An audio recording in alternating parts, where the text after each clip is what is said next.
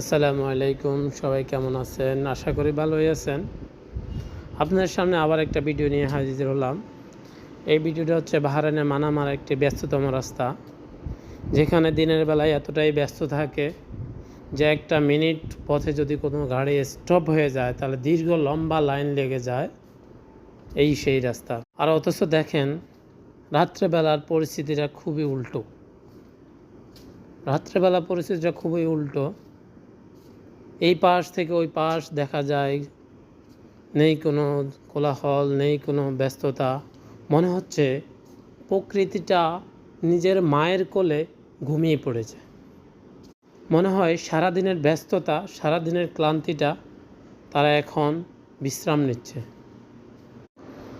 এই রাস্তাটা এখন দেখে মনে হচ্ছে যে একটু পরেই বুঝি তাদের ছুটির ঘন্টার বেজে উঠবে।